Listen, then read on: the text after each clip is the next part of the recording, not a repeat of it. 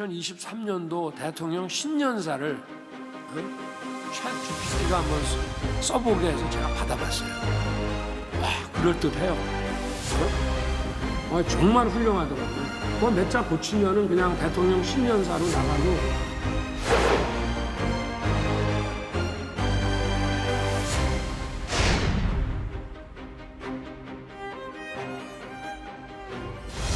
You're Terminator.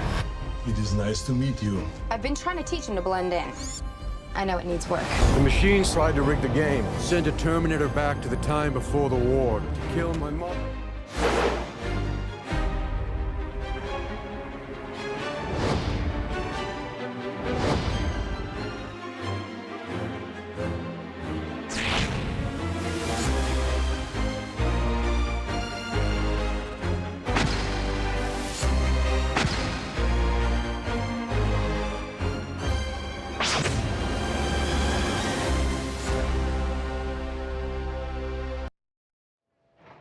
네, 오늘의 마지막 한 랭킹, 요즘 화제가 되고 있는 챗 GPT입니다. 스튜디오에는 강정수 미디어스피어 이사 나오셨습니다. 안녕하십니까? 안녕하세요. 네, 제가 발음을 좀 잘못했네요.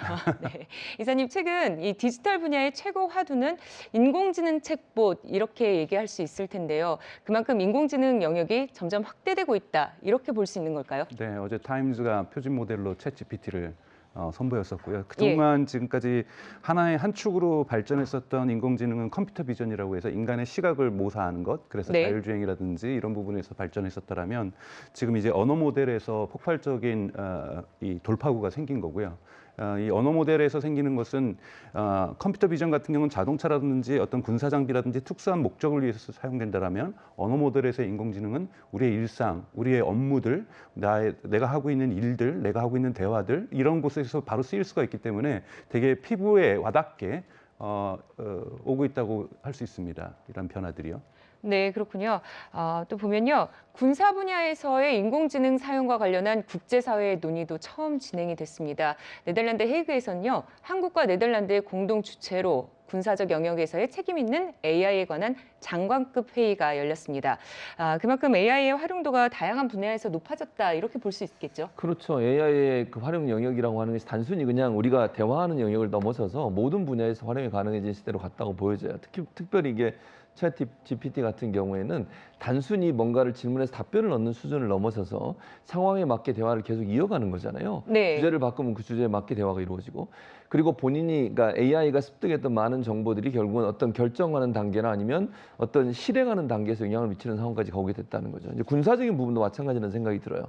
군사 분야 같은 경우도 전술 전략적인 분야에 있어서 AI가 어떤 전술을 내고, 그다음에 상대 진영의 어떤 전력 자산 이런 부분들을 분석을 해서 어떤 부분으로 대응하는 것이 바람직할지 하는 부분에 대한 정보까지도 제공해 줄 수 있는 거거든요. 근데 네. 문제는 뭐냐면 이 AI가 인간이 판단하는 판단의 영역을 다 정말 그거보다 더 좋은 환경을 만들 거냐 하는 부분에는 논란이 있을 수 있어요. 네. 판단이 잘못 이루어졌을 때, 또는 우리가 생각하는 일반적으로 그 인간이 느끼는 군사 전략적 측면과의 차이에서의 괴리를 어떻게 극복해내느냐 하는 부분이 앞으로 하나의 쟁점이 되지 않을까 그렇게 생각을 합니다. 저 회의는 사실은 네. 어떤 틀 정도라고 볼 수 있어요. 사실 지금 군사용 AI 같은 경우에는 제2의 암스레이스, 그러니까 무기 경쟁 같은, 옛날에 소련과 미국이 했던 무기 경쟁 같은 게 이루어지고 있는데 그건 바로 미국하고 중국이거든요. 예. 압도적인 차이로 그들이 앞서 나가고 있고, 그리고 이런 틀들을 논의하기 위해서 국제사회의 어떤 틀들이 이제 마련된 거고요. 지난주에 바티칸에서는 교황과 그리고 유대교와 이슬람교의 어떠한 대표들이 모여가지고 종교 영역에서의 AI에 대한 논의들,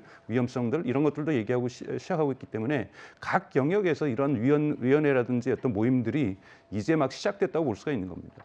네, 미 국무부는 이 회의 개최에 맞춰서 인공지능의 군사적 이용과 관련해서 각국이 지켜야 하는 정치적 선언의 초안을 발표를 하기도 했습니다. 내용을 보면은 AI가 핵무기에 관한 결정을 실행하는 데는 인간의 통제와 개입을 유지해야 된다. 그리고 모든 군사적 AI 능력 개발, 전개 시 고위 정부 관료의 감독을 보장할 것을 촉구한다. 이런 얘기였습니다. 그러니까는 결국은 인공지능의 군사적 사용에 있어서는 인간의 통제와 개입이 유지돼야 한다는 게 주요 내용인데요. 그렇다면은 인공지능 관련 가장 큰 이슈를 몰고 온 대화형 AI, 미국에서는 이미 대학생들이 논문을 대필하는 수단으로 쓰여서 골머리를 앓고 있습니다.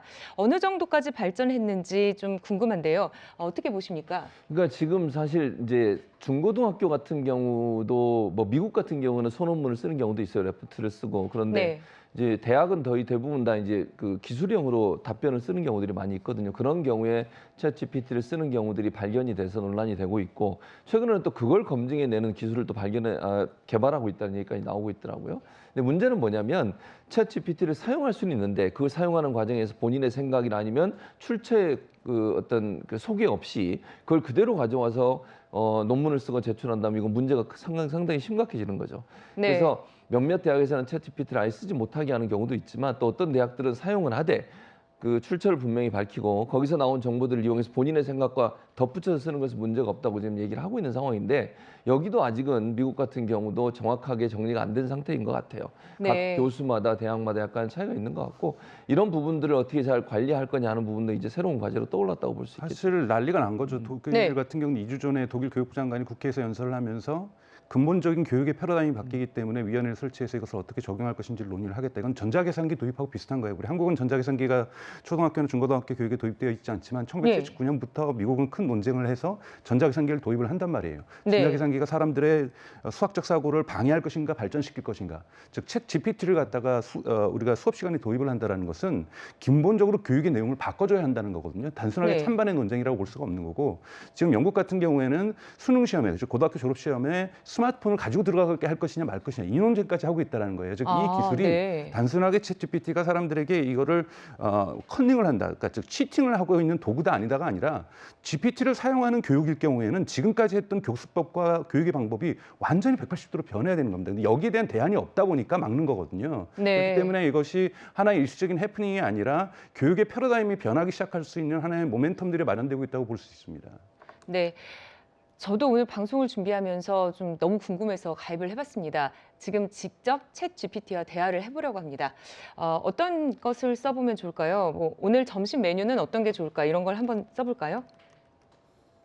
그러면 아마 개인의 취향을 알지 못하기 때문에 뭐라고 할 수는 없지만 그냥 지금의 계절별 어떤 것에 대해서 답을 한동안 이제 말씀드리면 대략적인 일반론적인 추천을 할 것 같아요. 왜냐하면 남성인지 여성인지 뭐 어떤 취향을 알지 못하니까요. 네. 혹시 최진봉 교수님께서는 써보셨나요? 아니, 안 써봤어요, 저는 아직. 근데 이게 사실은 이제 주변에서 얘기를 들어보면 여러 가지 그 뭐 논란도 있고 또는 뭐 기대도 있는 것 같아요. 그러니까 사실은 새로운 기술을 우리가 어떻게 잘 적용할까, 강연관도 말씀하셨지만 어떻게 잘 활용할 거냐가 중요하다고 저는 봐요. 그걸 우리 사회에 적극적으로 잘 활용해서 좋은 장점을 활용하는 부분이 필요한데 그것이 갖고 있는 단점에 대해서 우리가 충분히 고민하지 않으면 우리가 원하지 않는 어떤 다른 결과도 발생시킬 수 있다는 점을 우리가 좀 명심해야 될 것 같습니다. 네, 저 보시면요. 지금 답을 했습니다. 아까 보시는 게 실시간 답이었는데요. 가상의 존재이기 때문에 점심 메뉴를 선택할 수는 없지만 제안을 해드릴 수는 있다. 이렇게 답이 나왔네요. 시간이 부족하면은 빠르고 간단한 요리를 선택해봐라. 샌드위치나 샐러드, 뭐 레트로 식품이 좋은 선택일 수 있다. 새로운 음식을 시도해보는 것도 좋다. 취향에 맞는 음식을 고르는 것도 좋은 방법입니다. 이렇게 얘기를 했습니다. 굉장히 재밌네요. 저희 또 다른 걸 한번 해볼까요? 제가 좀 긴 거를 요구를 해보려고 하는데요. 그러니까 논문을 써달라고 하면은 너무 오래 걸릴 것 같아서요. 좀 간단하게 엄마에게 편지를 써줘라고 넣어봤습니다. 네, 그런데 이렇게 보면요, 이 추천을 하는 것이 그래도 다양한 메뉴가 직접 나오네요. 샌드위치, 샐러드 특정을 하는데요. 요즘 프롬프트, 그 입력하는 창을 프롬프트라고 하는데 프롬프트 엔지니어링이라고도 하고 엔지니어라는 것, 프롬프트의 질문을 얼마나 잘 던지는가 중요해요. 엄마에게 편지를 보내달라 이거보다는 우리 엄마는 지금 어떤 상태에 있고 무엇을 좋아하는데 이런 엄마에게 편지를 써줘. 엄마의 나이대는 어떻게 돼? 이런 식으로 해서 질문을 잘하는 게 중요합니다. 심지어는 예를 들면 영국 같은 경우에는 법률사무소에서 챗 GPT를 질문을 잘 던지는 사람을 최근에 뽑았어요. 연봉 25만 달러예요. 이런 것을 프롬프트 엔지니어라고 얘기를 하고 있는데 이런 직업군들이 지금 빠르게 늘어나고 있습니다. 즉 답변은 GPT가 잘하기 때문에 질문을 잘하는 것이 중요한 시대로 지금 가고 있다는 거죠. 네, 보면요. 제가 특정을 하지 않았습니다. 그냥 엄마에게 네. 이렇게 했더니 내 사랑하는 어머니께 뭐 항상 뭐 느끼는 사랑과 관심이 얼마나 큰 것인지 깨닫고 있습니다. 뭐 사랑합니다 하고 여기 이름을 쓰라고 괄호를 치고 심지어 나오기도 했습니다. 예, 이렇게 되면은 참 재밌는데요.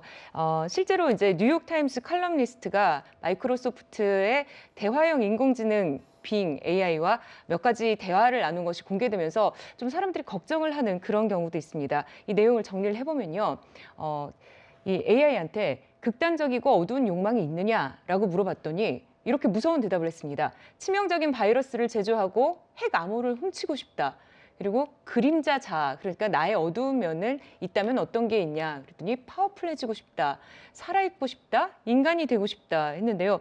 이거는 조금 좀 소름 끼치는 것 같아요. 어떻게 보십니까? 그러니까 교수님? 이런 내용들이 나왔다고 하니까 물론 뭐 이제 그 AI가 과연 저리까지 될 수 있을지는 좀 더 우리가 시간이 좀 필요하다고 보여지는데 AI의 기술이 발전하면 발전할수록 스스로 생각하고 판단하고 행동할 수 있는 단계까지 갈 수 있다고 보는 거잖아요.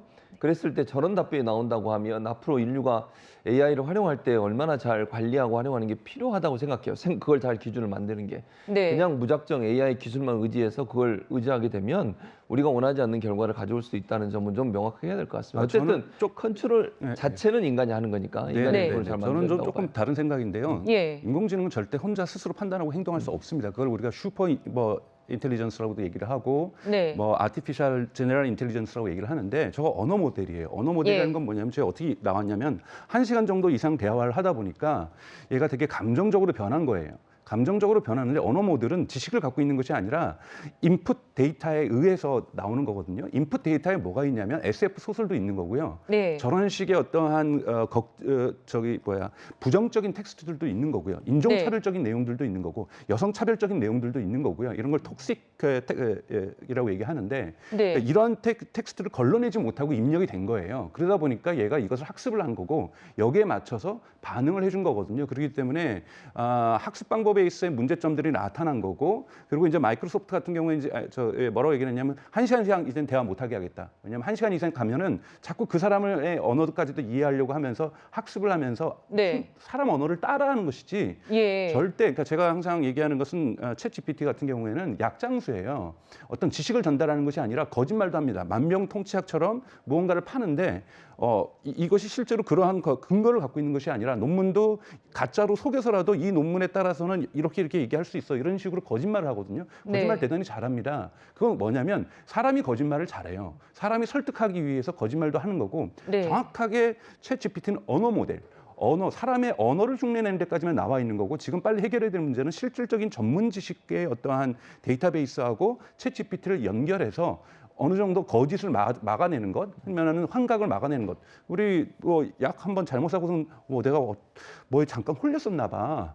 그렇게 사람들도 얘기하잖아요. 그렇게 홀린 거예요. 그러니까 홀리는 것까지도 잘하고 있다는 거가 지금 챗GPT 어쩌면 놀라운 능력들을 보여주고 있는 거고 예. 이 부정적인 것에 대한 어떠한 제거를 하지 않고 너무 섣부르게 공개한 부분 저는 비판받아야 마땅하다고 저는 생각이 들어요. 하지만 우리가 구별해야 될 것은 저걸 자꾸 인공지능의 능력이 정말 대단하구나. 실제로 저 행동하겠구나. 그렇지 않아요. 저건 정확하게 말하면 언어 모델이기 때문에 네. 언어 모델의 한계를 명확하게 우리가 인지한 리터러시가 좀 필요하다고 저는 생각이 듭니다. 네, 그렇다면은 뭐 책이 출간되거나 아니면은 또 사람들의 일자리를 뺏을 것이다 이런 얘기들이 계속해서 나오는 그러니까 것은 이게 자꾸 네. 일자리를 뺏을 것이라는 콘텐츠들을 언어에서 특히 언론에서 계속해서 만들어내니까 사실 일자리를 뺏는다는 명확한 에비던스도 없어요. 증거도 없는데 그러다 보니까 챗 GPT도 그 학습을 한 거예요.